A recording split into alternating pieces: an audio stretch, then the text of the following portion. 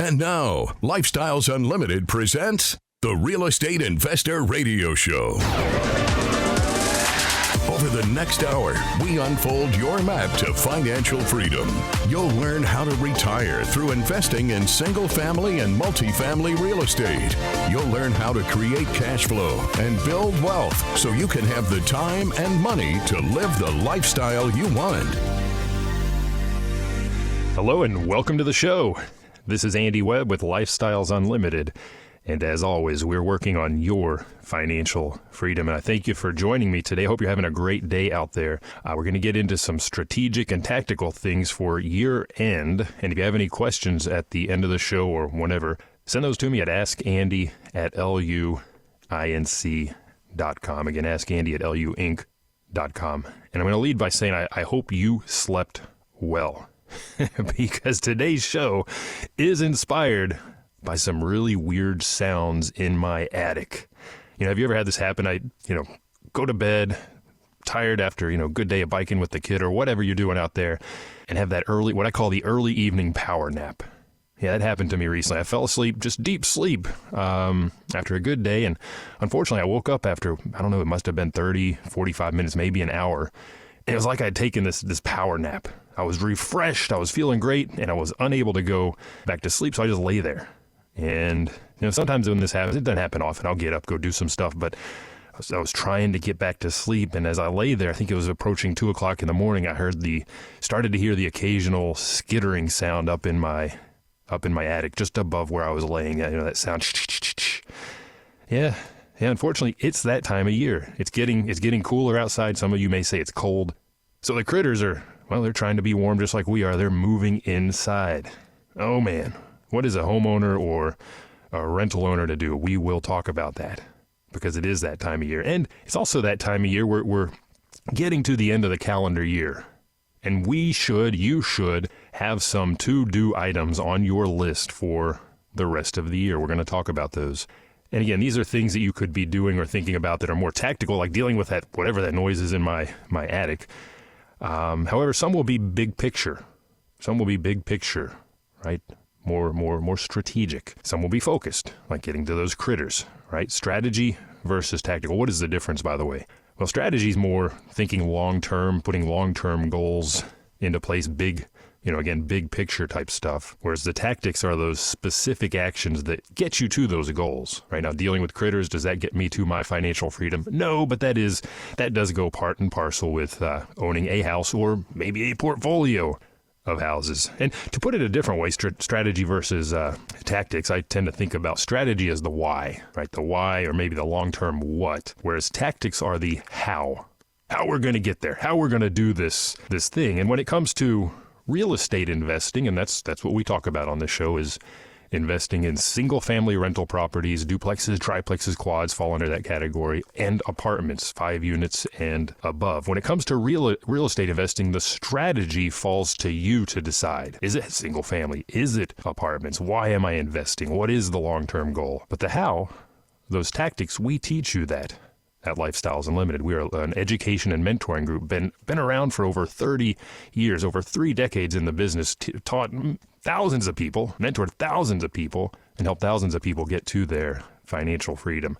And of course, we can help you define your strategy. In fact, first mentoring session I had over a dozen years ago, my wife and I, we weren't quite sure which direction to go. Is it houses? Is it apartments? How much? Where? What? When? So we had that conversation, and we were pointed in a very good direction as regards strategy. And then obviously we learned the how as members at Lifestyles Unlimited. And whether it's just a little, extra income, sometimes that's why people start doing this, just to create a little extra cash flow. Or maybe it's that bigger picture financial freedom, or becoming fully retired decades ahead of your peers. You can do all of those things as a real estate investor. So let's talk about that. Why a lot of people ask me is, why real estate? Why would I do that? Now, I'm going to tease you a little bit here. I want you to tune in next week after you're coming out of your turkey coma, post-Thanksgiving. I'm going to talk through some of the benefits of being a real estate investor. 10 reasons, in fact, or benefits, a lot of things that are really more intangible things that maybe you've never considered, but there are a lot of practical reasons. And creating extra cash flow is a really big one for a lot of people. I mean, think about this. You can go out and buy one single rental house, just one rental property, and create anywhere from $200 to $600 a month in net cash flow. That's the profit. That's what you're keeping every month. Of course, a lot of people buy that one house and realize, wow, that was not nearly as hard as I thought it was going to be, because they've learned the how, they've learned the tactics, they've learned what to look for and how to renovate it, how to do the lease up. We teach you all those things. We teach you those hows, and they realize, wow, that was pretty darn easy. I'm going to go do it again. And so now that cash flow doubles and then it triples, and before you know it, you have attained that more ambitious goal of financial freedom. Financial freedom, by the way, we define as matching your household expenses, let's say that's $4,000 a month, with inbound passive income. And we create that passive cash flow either by investing in houses or apartments. And that comes back to strategy. We're going to talk about that. Some people go into the real estate investing space purely with a focus on cash flow. And that was my focus for me and my wife a dozen years ago, because we needed to build up a portfolio of cash flowing assets so that we could get her out of her job and eventually me as well. You need cash flow to do that, to become real estate retired. Others come into this space because they want to grow wealth. Hey, I've got my small business. I could create a ton of cash flow there. Don't really need that, but I need to park it somewhere, or I want to grow the wealth for my heirs. By the way, we'll talk more about that next week. But I want you to understand from a strategic perspective, because that's a common question when you become a member at Lifestyles Unlimited. Which direction should I go? Is it houses, single-family houses, rental houses, or is it apartments? By the way, you can do both. You don't have to do just the one or the other. But let's examine the more practical side of real estate, which is the ways that we make our money on houses and on apartments. I'm going to compare and contrast these to help you think about this. And with our houses, you'll hear us say we make money 5 ways. It's true. Over a dozen years, I've seen how this plays out on very large magnitude. With apartments, we make money 6 ways. And 5 of those, they overlap, but there are differences, and that's what I want to talk through with you. Is again, this may help you choose your strategy. So let's start with the big one, which is cash flow, because again, that's what's going to get you retired. You'll become financially free when you've created enough of that passive income that it meets or exceeds your monthly expenses, or even better, meets or exceeds your income from your job. And we cash flow on houses, and we want to see it cash flow on apartments. However, it tends to be quicker on houses. And if you think about this, the product that we're going out and buying and investing in typically needs work. And if it's a house that needs all new floors and a new roof, foundation lifted, all this stuff, maybe $100K budget, well, I can still have that done in a couple of months and have that leased out and cash flowing. If it's a big 200-unit apartment community, that could take a very long time. In fact, we may not see cash flow for a dozen months. There's a spectrum there that we talk about between yield play, which cash flows pretty much immediately on the apartment side, all the way down to deep value add, where we're going down to the studs and really lifting this thing. You're going to see really big capital gains there, but no cash flow for a period of time. So you'll get to quicker cash flow on your houses, which is exactly why my wife and I took that step when we began a dozen plus years ago. And it's monthly, right? Once I have a resident in place, I've fixed everything that's broken now or could break in the next handful of years, so my maintenance is minimal. I'm just paying the principal and interest on that mortgage and accruing for the taxes and the insurance. I'm netting anywhere from $200 to $600 per month, and that starts pretty much immediately. And it's paid monthly. Right, I collect a monthly rent. Now, apartments, sure, the operator is going to collect monthly rent as well, but typically, because this is a syndication that I've entered into as a passive, that's how I'm going to approach this today, well, they pay quarterly distributions in most situations. And again, going back to that notion of yield play, I've seen a lot of investors right now, a lot of syndicators, lead investors at Lifestyles Unlimited, are going into yield plays, and they're cash flowing from day one. Now, they may hold those distributions for a quarter or two just to, check the property, make sure everything's okay, create some reserves, et cetera. I think that's a conservative approach. They may wait, a quarter or two, bam, then they start to pretty quickly distributing. Value plays, 12 months, longer, seeing a pretty wide variety there. That's part of your strategy, cash flow or gains. And by the way, cash flow, when I talk to investors that are investing in houses, they say, man, my cash flow per door is so much higher in houses. And it is.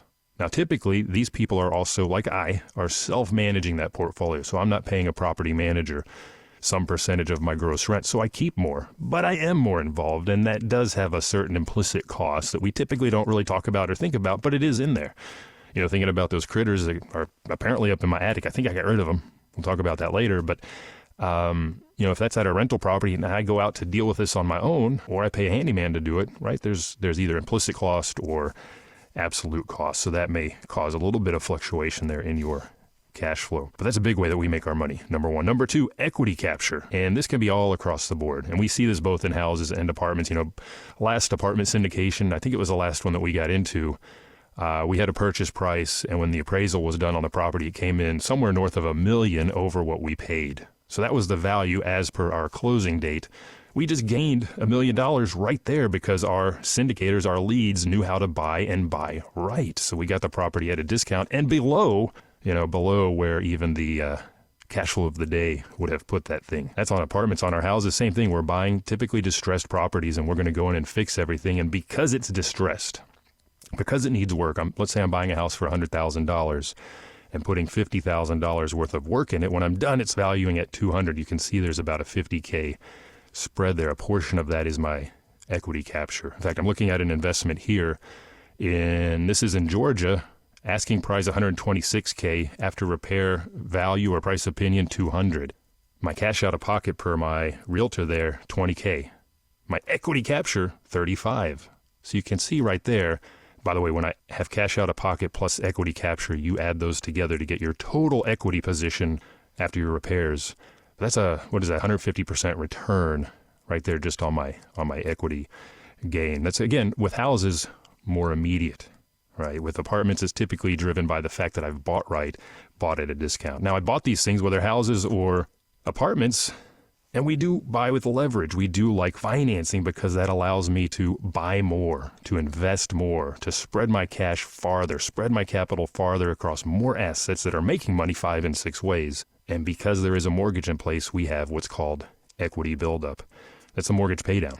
And we have this, again, on single family and multifamily. It's more straightforward on houses because my resident pays me that monthly rent, and out of that I pay the mortgage done. And that, by the way, that equity buildup typically equates to anywhere from 8, 10, maybe 12% return right there on my cash invested. On apartments, by comparison, we may not actually see equity buildup for a number of years. Financing has gotten very creative in the last handful of years, maybe longer, and we often see lenders offering something called an interest-only period. That may be 1 year, that may be 3 years, that may be 5 years. And that's a great thing when you think about cash flow, because I'm not servicing the principal balance, I'm just paying the interest during that period. But by the same token, I'm not paying down that mortgage. So we may not see that equity build up during that interest-only period of 1, 3, 5. Believe it or not, I've seen even longer. So weigh that. Again, that's going to come down to the business plan and the strategy for that particular property. So we have cash flow, we have equity capture, we have equity buildup. Man, that's only 3 of the ways. We'll be back to finish that list and get into some of that more tactical stuff in the second half of the show. The Lifestyles Unlimited team of real estate investing mentors and educators want to meet you. Learn to retire in 5 years or less. Text the word radio to 88007. That's radio to 88007. Join for just $297. Lifestyles Unlimited.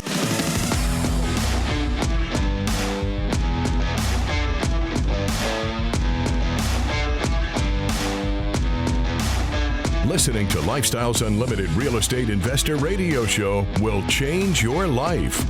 Now, here's your host. Welcome back to the show. I'm your host, Andy Webb. Thanks for joining me today. If you have any questions, send those to me at askandy@luinc.com.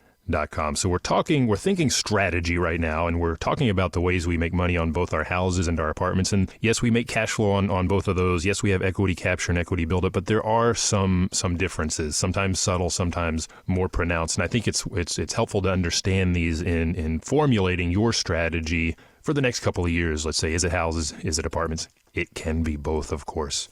We talked about cash flow, equity capture, equity buildup. Let's keep going here. Appreciation, just market appreciation. Think of this perhaps as inflation. Yeah, inflation. Real estate tends to double in value every 20 years, which is an implied, appreciation rate of 3.5%. But that number moves quite a bit. Sometimes it's higher, sometimes it's lower. Yes, it can go negative. And in fact, we've seen declines in values in multifamily lately. Ooh, well, maybe my strategy needs to exclude multifamily. Actually, if you think about it, if values are down now, guess what? This is the time to buy because those are going to spring back. In fact, there's some good stuff on the horizon. But there have been a decline in market values. So that's the opposite of appreciation. That's, I guess, depreciation in essence. Single family, on the other hand, continues to rise in most places. Yeah, there's some places where it's flattened or maybe even declined. Austin, Texas comes to mind, but it does tend to just kind of steady Eddie go up at a slower rate. And, you know, I was looking at a report recently. This was, Urban Land Institute, and they publish a report, I guess with PricewaterhouseCoopers every year, and it goes into a lot of detail around commercial in particular. But I was fascinated to see what they had to say on single family housing in particular. And the fact of the matter is, it's very, very unaffordable right now. If you're thinking about going out and buying a house compared to renting, it makes just from a rational perspective, the cost to rent is far better, far lower than acquiring a house. There's what they call a Burns affordability index here, basically the housing cost to income ratio. And there's a ton of markets out there where it's just simply unaffordable. Dallas-Fort Worth, to buy a house right now, it doesn't make sense because of where rates are, because of where mortgages are, because of where prices are. It makes more sense to rent. But by the same token, we know there's just not enough. That's part of the reason, not enough housing stock driving up those prices, but the same applies on the renter side of the equation. There's just not enough rentals out there. It makes more sense to rent, but you got to be able to find one. And it's your job to get out there and put these houses as affordable housing into the market so you can take advantage of that discrepancy there. A lot of good information in there. I'm not going to dive into that right now, just due to lack of time here. But appreciation, another way that we make our money. Don't plan on it, but we like it when it happens, and it happens. Over 20 years, it doubles. And that takes me to something called forced appreciation. If you're sitting there, you're new to the show, never heard this before, thinking 5 ways on houses, 6 on apartments. What's that one differentiator there? That's this one, forced appreciation. Due to the way the houses are valued, yes, I go out and force up the value, right, by way of fixing things, taking it from market value X to market value, higher market value Y. Very simple thing to do. I'm just taking it to where other houses that are fixed up have sold in that neighborhood.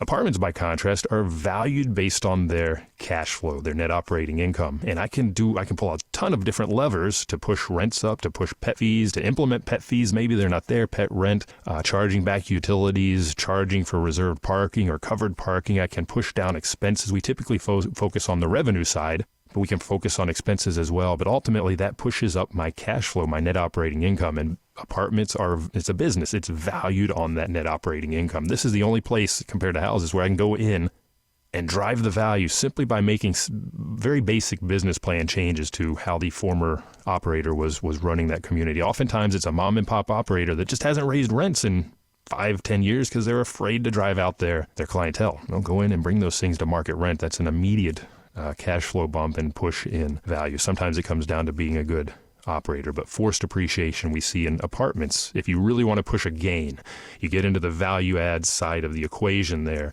This is where forced appreciation comes into play. And finally, there are tax advantages. And for houses and for apartments, it's similar, just a different magnitude on apartments. You know, with some nuances. On both apartments and houses, our regular cash flow is protected from income taxes if you are doing it right? If you're doing it right. We teach you how. And on both of those, we can leverage financing for some really big equity plays. In other words, do a cash out refinance, pull money out, and that is tax-free. In fact, this year alone, just looking back, this exceeded my financing, my goals on the financing end of the spectrum. We had 2 cash out refinances from our multifamily portfolio, and 3 with it when we chose to do that, 3 on our single family. That's a lot of cash that we're able to bring in to then turn around and apply to our acquisition goals, tax-free.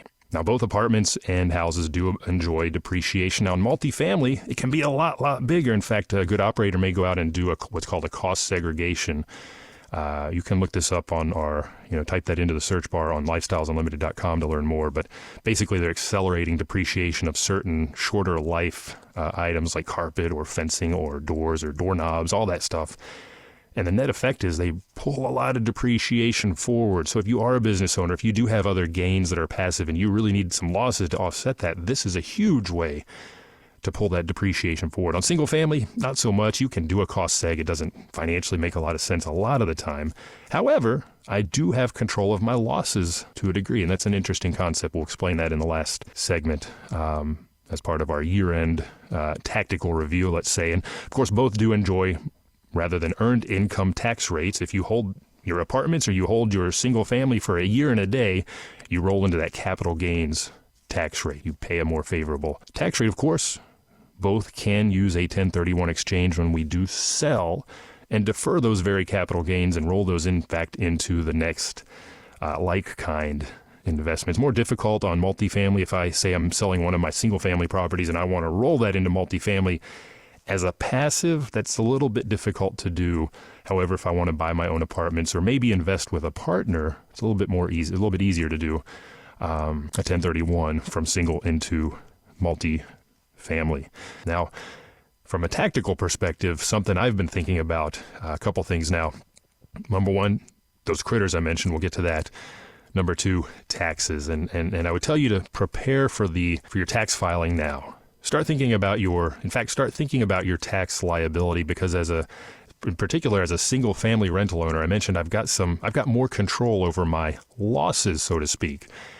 And depreciation is a paper loss, right? That's what pushes us into that negative territory in the eyes of the IRS and keeps us from paying taxes on our cash flow.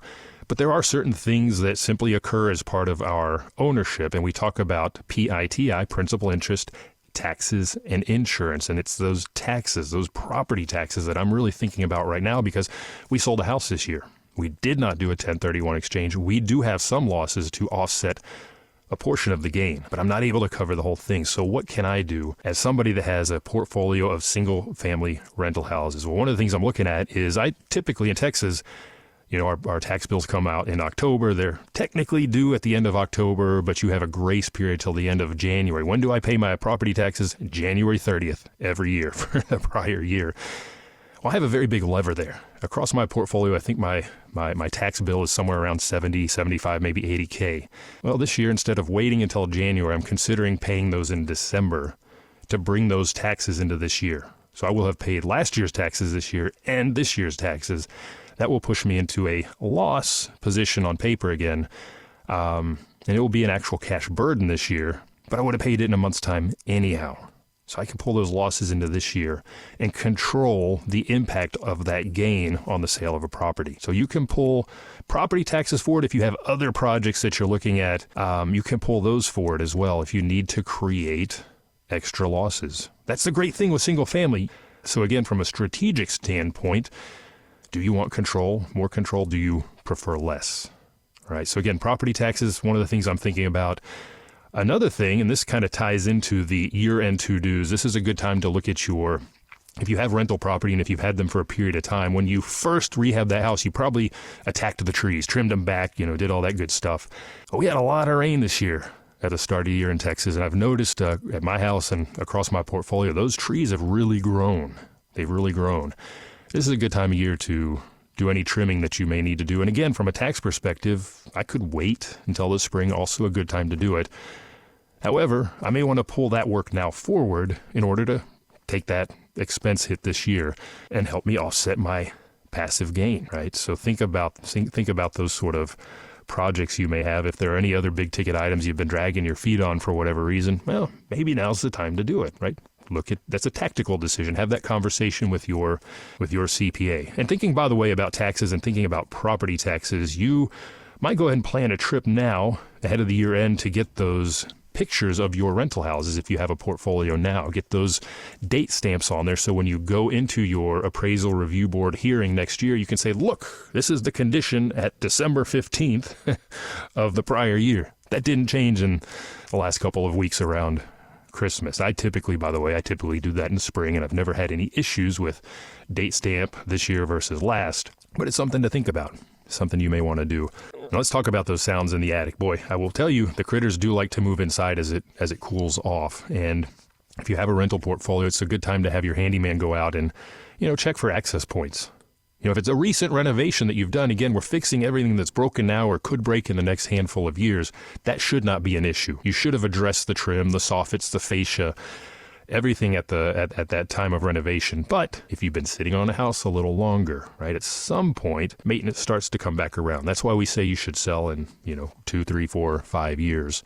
But at some point, maintenance does come back around. And if you've been sitting on the house a little longer, this does become a consideration. So I would be looking at the trim. I would be looking at those access points. And there are animal exclusion companies out there. If you do find you do have a critter in your house like I did or do, they'll take care of everything for you. I find they're a little bit more expensive than doing, let's say, the Texas two-step and having your pest control company go out there first to do what they need to do to get the critters out of there. There's all kinds of things for squirrels or mice or whatever.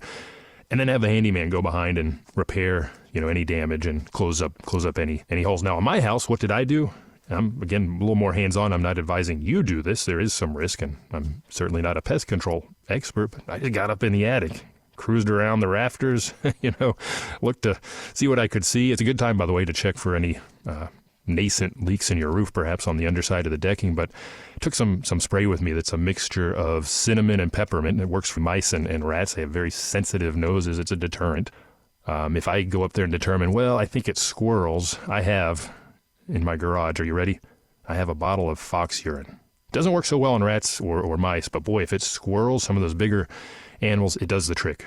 So put that stuff out, pushes them out of the house, and then during the daytime, go up and close up any of the holes. Fortunately, I didn't see any rampant evidence, maybe a burgeoning issue, I don't know. Didn't see any real access points around the house. But again, this is stuff you can do yourself, but you don't have to do. And if it's your rental property, you shouldn't. Get that handyman out there, get that pest control company out there, let them take care of that stuff for you. By the way, I had a question the other day.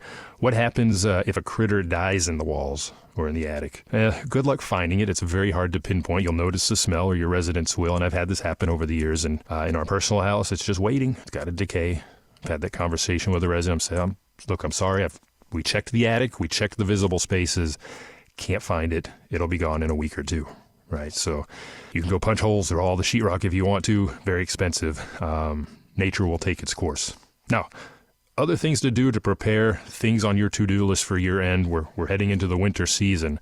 HVAC, get that furnace, get that heater tuned up. It is an extra cost, but I will tell you, I sleep better having it done, and my residents appreciate the attention.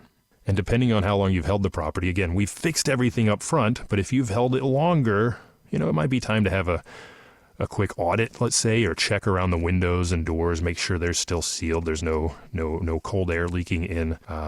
Here in Texas, if we've had a dry year and a lot of foundation movement, it's good to have your roofer or even your handyman go do a quick walk on the roof, look for nail pops, stuff like that.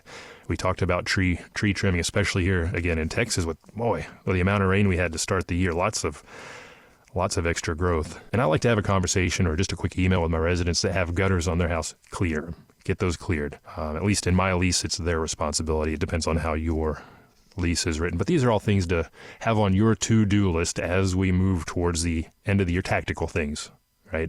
Keeping care of our property. And I'll tell you, taking care of your property, taking care of your rental property and your residents ultimately will ensure that they stick around longer. And that's really the name of the game, at least until I'm ready to sell. Because vacancy and turn costs, those eat into your profit. So don't be penny wise and pound foolish in this case. So again, just a quick summary. We talked a lot about strategy. You need to look at your goals. If you set goals for this year, how did you perform, by the way? How did you perform to those? And those may help you define the new goals for the coming year. Review your strategy. Does it still apply? Or do you need to adjust? Do you need to redefine that strategy? And then what sort of tactical things can you do in the balance of the year? And again, this may be addressing those existing properties in your portfolio. That may be preparing for tax time, thinking about pulling some losses or some expenses forward. You have that control. That's the beautiful thing as a single-family rental owner. Or maybe it's just getting out there and getting one more investment notched into your belt. Whatever you're doing, we can help you. Check out lifestylesunlimited.com. Get that education going if you haven't already. And I look forward to talking with you next week. Remember, it's not the money, it's the lifestyle. You have a good day. The information and opinions you hear on the Lifestyles Unlimited Real Estate Investor Radio Show are those of the hosts, guests, and callers. The Lifestyles Unlimited Real Estate Investor Radio Show is for entertainment purposes only. Please consult a professional regarding your personal investment needs. Nothing presented constitutes an endorsement, recommendation, offer, or solicitation to buy or sell any product or security.